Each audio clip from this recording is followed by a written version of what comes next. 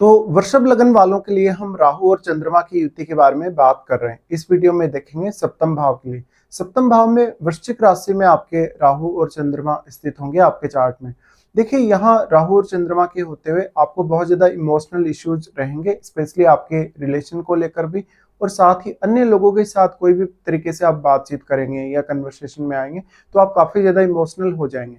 यहाँ पर आपको मैरिज के लिए एक स्पेशल ऑब्सेशन राहु देते हैं कि आपका मैरिज होने के बाद आपको ऐसा लगेगा कि आपकी जो लाइफ है वो बहुत ज़्यादा सेटल हो जाएगी, या आप किसी भी अन्य पर्सन पर डिपेंडेंट हो जाएंगे। आप हमेशा सामने वाले पर्सन के अकॉर्डिंग काम करना पसंद करेंगे, पर सामने वाला जो पर्सन है वो आपका फायदा उठाएगा लगातार। अब क्योंकि यहाँ राहु चंद्रमा को ग्रहण लगा रहे हैं और चंद्रमा यहाँ नीच के भी स्थित हैं, इसलिए नीच की स्थिति में होने से आप यहाँ कभी भी अपने मन को कंट्रोल में नहीं ला सकते। छोटी छोटी बातों पर आपको बहुत ज्यादा गुस्सा आने लगेगा और आप अपने इमोशंस को कभी भी कंट्रोल नहीं कर सकेंगे। तो यहाँ पे अब आपको किसी अन्य सपोर्टिव ग्रह को देखना होगा। अगर यहाँ जुपिटर जैसे ग्रह की दृष्टि हो तो कुछ हद तक आपको राहत मिल सकती है, पर वास्तव में यहाँ आपको देखना होगा चंद्रमा कितने ज्यादा क्लोज है राहु के, और साथ ही यहाँ कोई अन्य ग्रह भी बैठा हुआ है या नहीं। देखिए अगर राहु के साथ यहाँ कोई अन्य ग्रह बैठा है तो उस ग्रह का प्रभाव चंद्रमा पर बहुत ही ज्यादा पड़ेगा। साथ ही साथ वो ग्रह भी अब आपके इमोशंस को काफी प्रभावित कर सकेगा, और राहु उस ग्रह को काफी मल्टीप्लाई करेंगे, जिससे राहु और अन्य साथ बैठे हुए ग्रह का जो प्रभाव है वो चंद्रमा पर पड़ेगा। तो आपको इस तरीके से देखना होगा। फिर जो ग्रह यहाँ राहु के साथ अन्य ग्रह जो बैठा है उसका संबंध आपको मंगल के साथ भी देखना होगा। नॉर्मली हम ये मानते हैं कि इस प्रकार का राहु चंद्र का जो कंजक्शन है वो आपसे बहुत सारे गलत डिसीजन करवाएगा। हमेशा आपको साथ रहने के लिए या आपके साथ बातचीत करने के लिए कोई ना कोई पर्सन चाहिए होगा। आप कभी भी अकेले जब भी रहेंगे आपके मन में बहुत ज्यादा भय रहेगा, डर रहेगा। अगर आपके लगन में कोई और सपोर्टिव प्लैनेट नहीं बैठा हो तो आपके लगन में क्योंकि केतु स्थित है, केतु स्थित होने से आप ये नहीं समझ सकेंगे कि जो कंडीशंस क्रिएट हो रही है आप उनको कैसे हैंडल करें। अब यहाँ पे आपको ये देखना होगा कि अन्य जो भी ग्रह आपके लगन में बैठे हैं वो किस प्रकार का प्रभाव आपके सप्तम भाव पर डाल सकते हैं, क्योंकि यहाँ जो चंद्रमा है वो तो पूर्ण रूप से राहु के प्रभाव में रहेंगे ही। लेकिन अगर आपके लगन में कोई अन्य ऐसा ग्रह नहीं बैठा जो आपको काफी पॉजिटिव बना सकता हो, आपको काफी ज्यादा पॉजिटिव एनर्जी दे सकता हो, तो इस मामले में आपको और भी ज्यादा दिक्कतें रहेंगी। हमेशा आपका मैरिज होने के पश्चात आपको कहीं ना कहीं अपने रिश्ते को लेकर बहुत ज्यादा संशय रहेगा। इवन आप अपने पार्टनर पर भी बहुत ज्यादा डाउट करने लगेंगे। इस प्रकार का राहु डिवोर्स के लिए जिम्मेदार होगा। इवन ऐसा जो राहु होगा इमोशनल इश्यूज भी क्रिएट करेगा। तो जिन भी लोगों के साथ आप कन्वर्सेशन में आते हैं या आपका किसी से कोई हिडन रिलेशनशिप होता है तो उन मामलों में आपको इमोशनल होने से बचना होगा, पर आप कभी भी अपने ऊपर कंट्रोल नहीं कर सकेंगे। इसी तरीके से आप कोई भी प्रकार का बिजनेस करेंगे तो बिजनेस में भी आपको काफी सारे इश्यूज रहेंगे।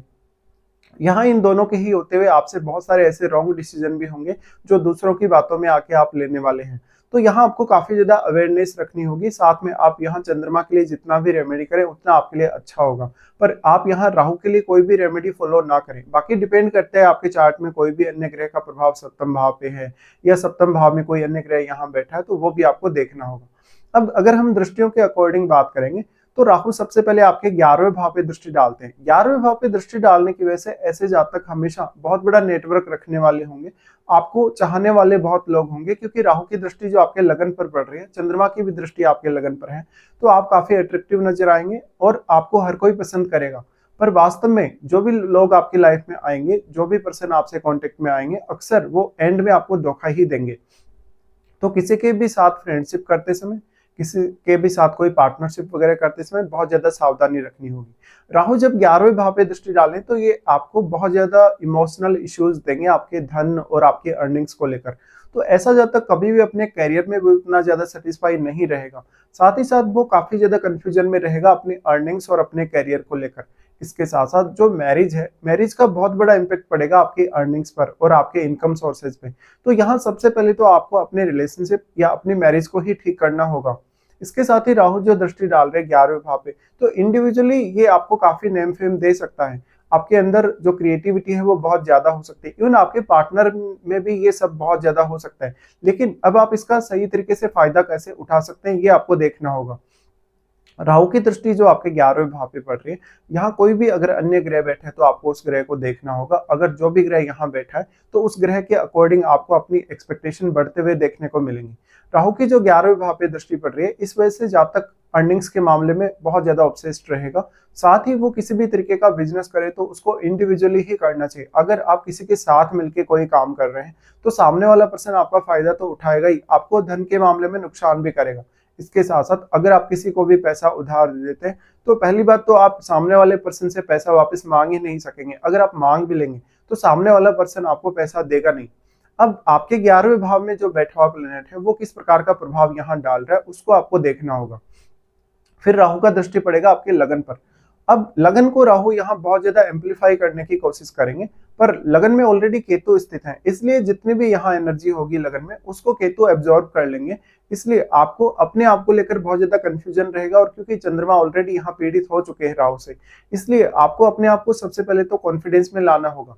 इसके साथ साथ आप रियल में क्या हैं, कौन हैं, आपकी काबिलियत कितनी है, आपकी कौन कौन सी ऐसी क्षमताएं हैं जिनका आप बेहतर उपयोग कर सकते हैं, या आपकी जो लाइफ है वास्तव में आप उसका पर्पस क्या है, आपका गोल क्या है जीवन का, ये सब आपको सोचना होगा। तो यहाँ एक बहुत ही परफेक्ट डिसीजन लेने के लिए या बहुत ही साधारण तरीके से या सही तरीके से लाइफ में सोचने के लिए आपको किसी न किसी के सपोर्ट की आवश्यकता अवश्य ही पड़ेगी। इसके साथ साथ आपको ये देखना होगा कि लगन में जो भी ग्रह बैठा है वो अपनी जो क्वालिटीज है आपके लगन में डिपॉजिट करेगा। जो भी ग्रह यहाँ बैठा हुआ है कहीं ना कहीं उसका प्रभाव जरूर आपके लगन पर पड़ेगा ही, आपकी पर्सनैलिटी पर, आपकी सोच पर और आपके ओवरऑल जो व्यू है आपका उस पर। राहु उसके बाद दृष्टि डालते हैं चंद्रमा के ही घर पे। देखिए चंद्रमा के घर पे जब इस तरीके से राहु दृष्टि डालेंगे तो ये बहुत ज्यादा इंपॉर्टेंट हो जाएगा आपके लिए।